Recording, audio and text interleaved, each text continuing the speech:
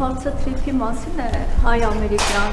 կազմակերպության բաժնետոմսերը 24-76% հարաբերակցությամբ պիտի լինեն, պարզաբանվեց, որ պատճառներն է,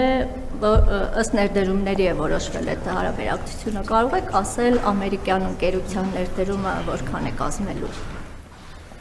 Նախ Տիկին Զախարյան, ես ուզում եմ մեր նախորդ բրիֆինգին ձեր հարցին անդրադառնալ, որտեղ դուք խոսել էիք, որ Եվրամիության արտաքին քաղաքականության բարձր ներկայացուցիչը ասել է, որ Հայաստանը 37%-ով է համապատասխանում կամ 37%-ով համապատասխանում է Եվրոպական միության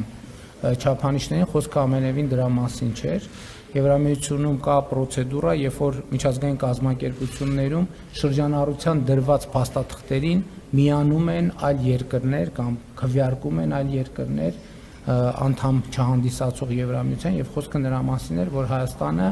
37 դեպքերի 37%-ում է նախորդող շրջանում միացել Եվրամիության շրջանառության մեջ դրած փաստաթղթերին։ Այսինքն դա երկրի համապատասխանության հետ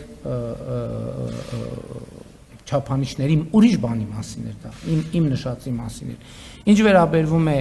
ամերիկյան կողմի ներդրումներին, այս պայդրությամբ ես ինչքան գիտեմ, նախնական $140 միլիոն արդեն հատկացված է ծրագրի նախապատրաստական ընթացքի համար, ինչ վերաբերում է կոնկրետ ներդրումներին, դրանք կախված կլինեն կոնկրետ նախագծեր պետք է ձևավորվեն, կազմեն, այսինքն դա արդեն նախահաշվային հաշվարկների հետ է կապված, բայց որ ներդրումները մեծ են լինելու, կարծում եմ ակնհայտ է։ Այսօր որևէ մեկը թիվ ձեզ չի կարող ասել, որովհետև ենթադրենք երկաթուղին պետքա կառուցվի, չէ՞։ Ինչ արժի այդ երկաթուղին։ Ինչքան է պետք ներդնել այդ երկաթուղ։ Այսօր ոչ մեկ չի կարող ասել, կարող են լինել փորձագիտական